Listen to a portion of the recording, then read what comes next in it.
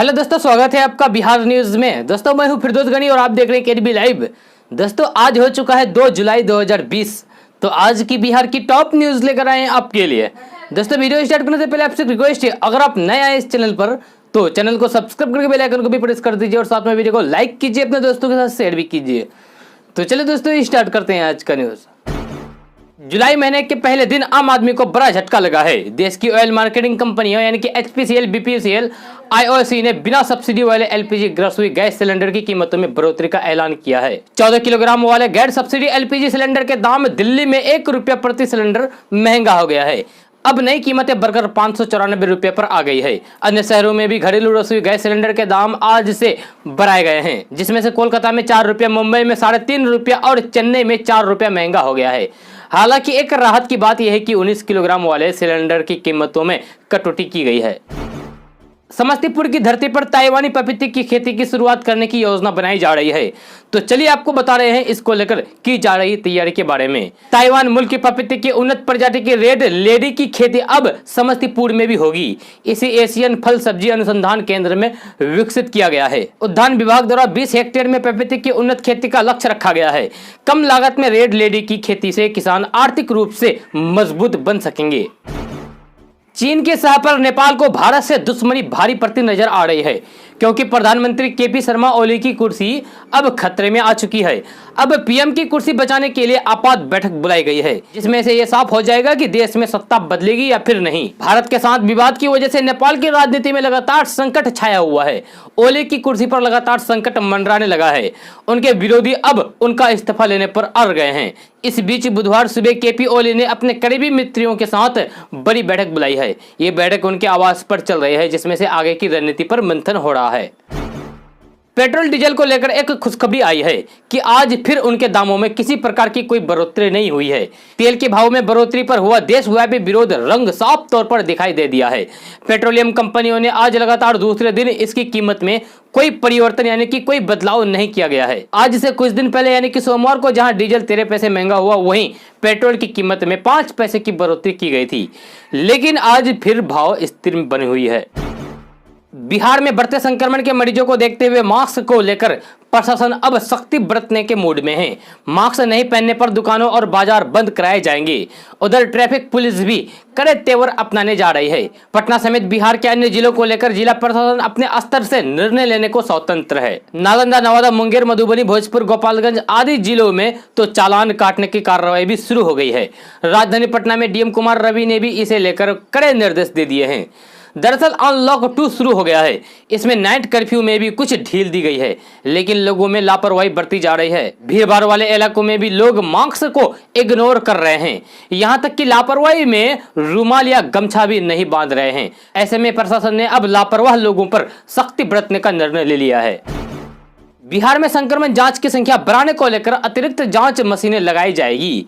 इसके लिए स्वास्थ्य विभाग ने 20 नई टू नेट मशीन लगाने का निर्णय लिया है। विभाग द्वारा नई टू नेट मशीन मांगने की कार्रवाई शुरू कर दी गई है। स्वास्थ्य विभाग नई मशीनों के संचालन के लिए स्वास्थ्य कर्मियों को तकनीकी प्रशिक्षण देगा। इसके बाद नई मशीनों से जांच की प्रक्रिया शुरू की जाएगी।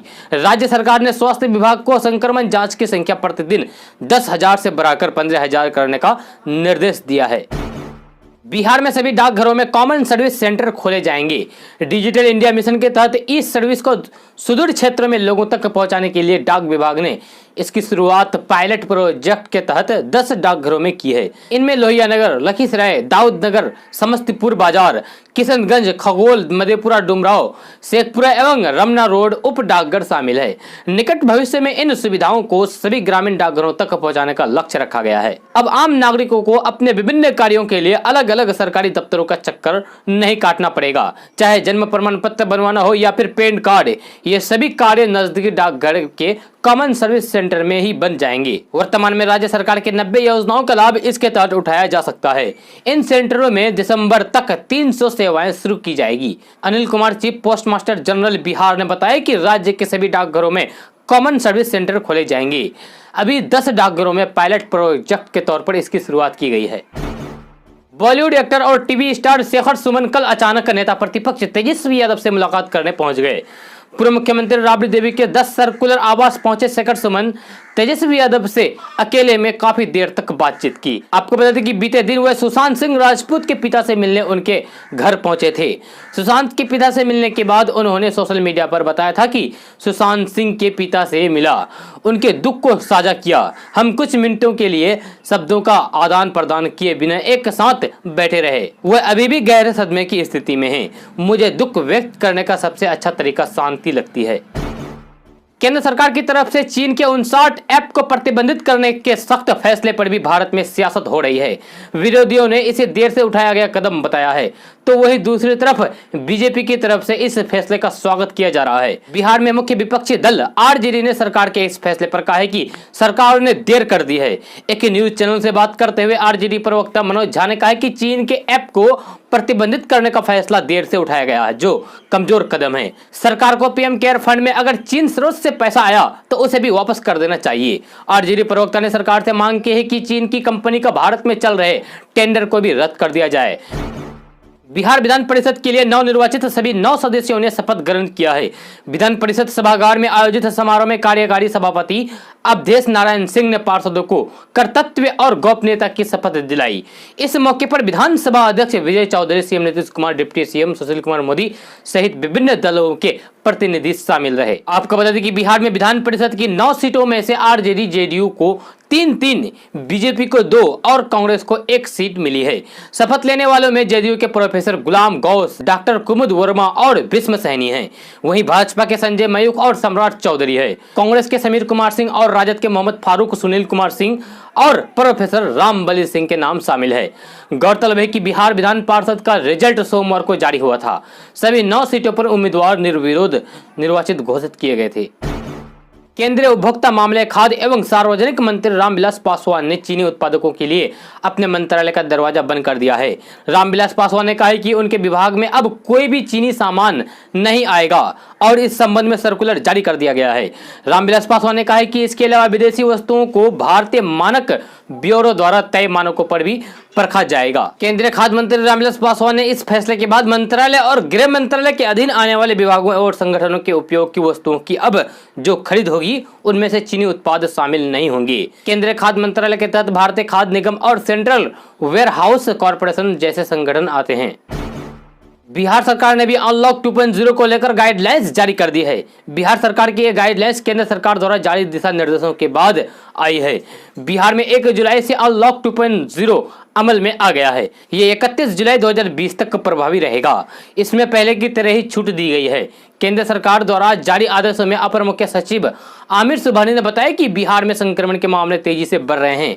ऐसे में राज्य सरकार ने निर्णय लिया है कि केंद्र सरकार द्वारा 29 जून को जारी आदेश के सभी प्रावधानों के साथ संपूर्ण बिहार में 31 जुलाई तक लागू रहेगा। अपर मुख्य सचिव ने बताया कि सभी शॉपिंग मॉल और दुकानें पर ग्राहकों का मास्क पहनना अनिवार्य होगा। साथ ही वाहन चलाने वालों के लिए भी मास्क का प्रयोग अवश्य होगा।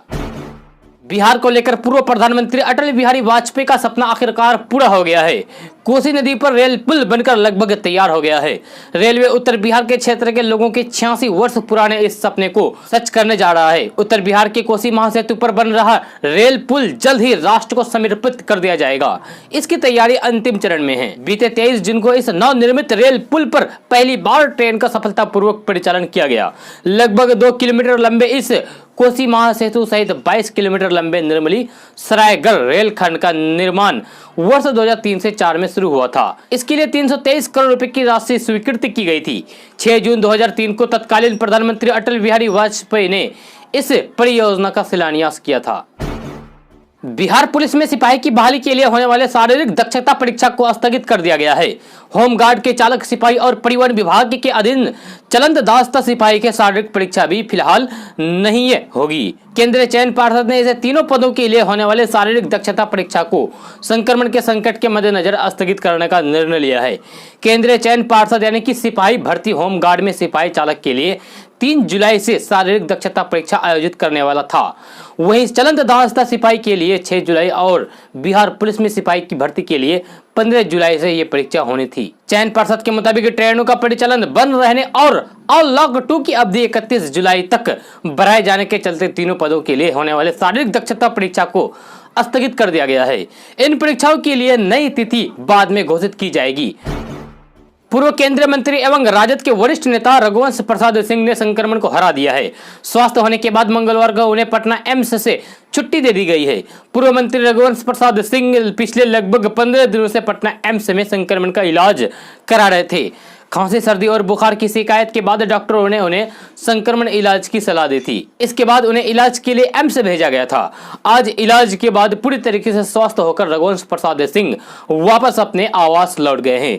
इससे पहले उन्होंने एम्स से निकलते ही सरकार से ये मांग की है कि वे डॉक्टरों सहित स्वास्थ्य कर्मियों को 1 करोड़ का बीमा करवाएं, क्योंकि डॉक्टर और स्वास्थ्य कर्मी विपरीत परिस्थितियों से जूझते हुए मरीजों को अपना सेवा दे रहे हैं, साथ ही इलाज से संक्रमण के मरीजों को ठीक कर रहे हैं।